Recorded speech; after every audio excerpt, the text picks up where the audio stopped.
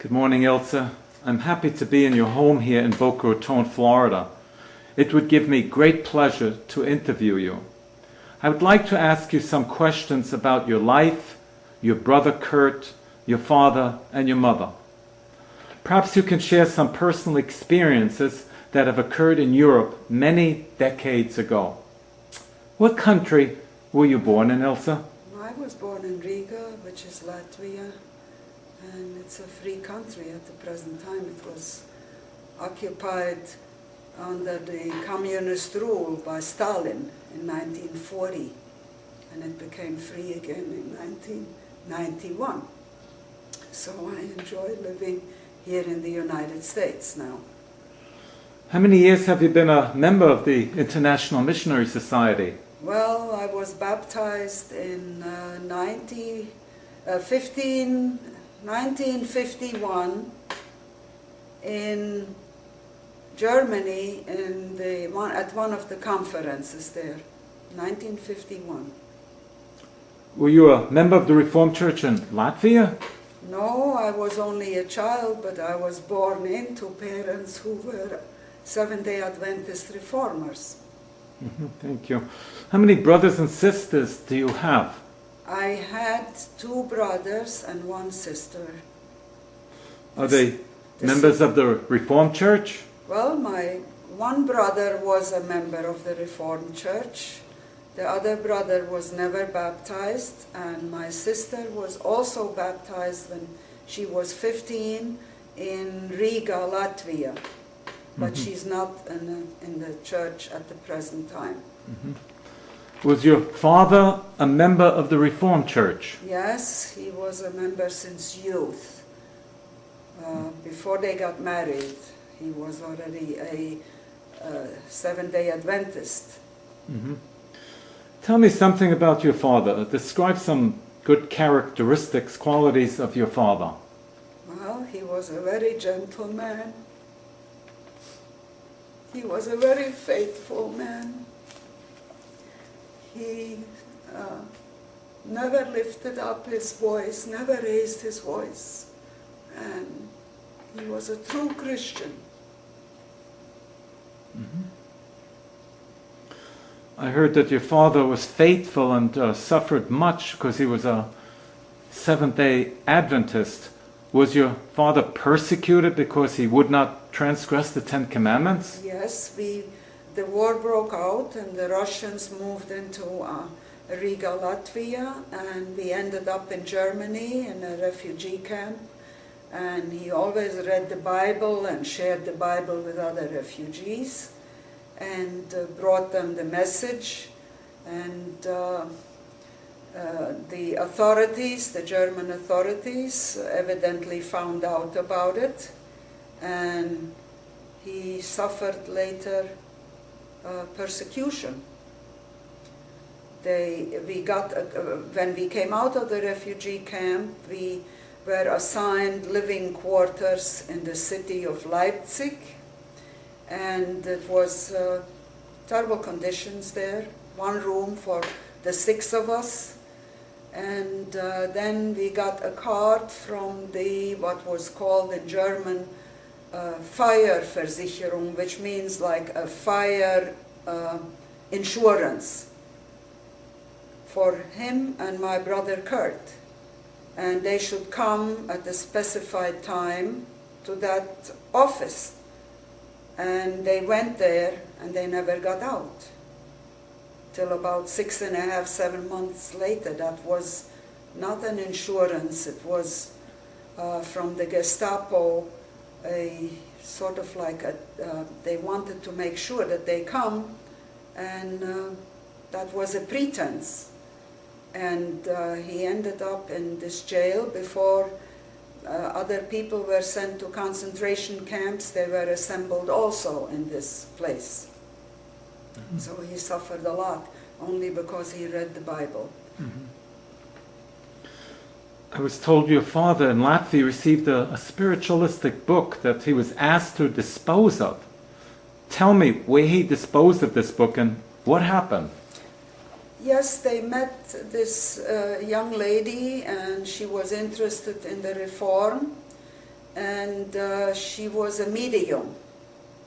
She went to these meetings, and later she told my parents that she had this book, or couple books, I don't quite remember, but she said she doesn't know what to do with this, and she is afraid to dispose of it.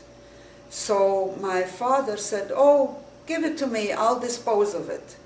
And at another time she brought it to him, and we had in Latvia very cold temperatures, and we had these high stoves that come from the floor to the ceiling, and they're covered with tiles, beautiful tiles. And on the bottom is the area where you put the wood in to burn and heat the apartment. And my father put these books in where the fire was burning, and they burned. But all of a sudden there was a horrible noise, and I was a little child, I don't know exactly how old, maybe a year or so, and I was in a crib right next to the stove to be nice and warm. And there was a horrible noise, and the stove collapsed. But luckily, it collapsed inside, the bricks inside came loose and fell out. And a horrible, horrible noise. But I was not hurt because the wall of the big stove was still in order, and the tiles outside were all on. And then my father closed the door, and opened the door rather, and he looked in, and he saw that there was some kind of a brownish fluid, a thick, like a pasty brownish fluid.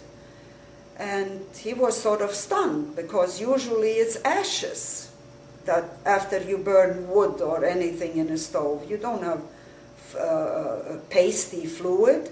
And he went to the fire department and reported this incident, that the stove sort of collapsed inside. And they came and they investigated, and they said that it was very unusual, highly, highly unusual, and they couldn't understand this brownish paste that was on the bottom where the ashes also were. And I guess that was a satanic power that was angry that my father disposed of these books. Mm. Mm. It was very frightening, but I didn't get hurt or anybody else. Very strange. I have some questions to ask you about your dear mother. Was she educated? Well, she was not educated because her father died, and she was a super intelligent girl. And the mother had 5 children, and at that time there was no social security and anything, so the mother, my grandmother, had to support herself and the children.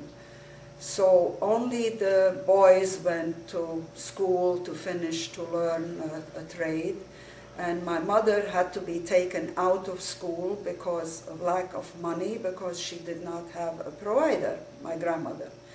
And the teacher came to their house and begged my grandmother to keep her in the school because she was so smart. And she just couldn't, because she had to help her. She was very artistic, to paint little things that they at that time hang on the wall, little wood plaques, and my mother engraved them, and then the grandmother used to sell them for support. And then her father died, and they were very hurt and very lonely, and they had to move into a smaller quarters with the children. Mm-hmm. How many languages did she speak? My mother spoke Latvian, Russian, German, and a little Polish. And she, since she could not go to formal school, educated herself. She read and wrote perfect, with perfect spelling, all languages that she taught herself. Mm-hmm. And when we went to school as children, we had questions with homework, and she always helped us without having formal education. She was very intelligent. Mm-hmm. Thank you. Describe some good qualities of your mother. Just like my father, she was a very gentle woman. She never lied, and she told you right out that I cannot tell you this, and I cannot lie, so please, I don't want to answer this. She never lied. Mm. Mm-hmm. How and when did she hear about the truth of the third angel's message? She was very young.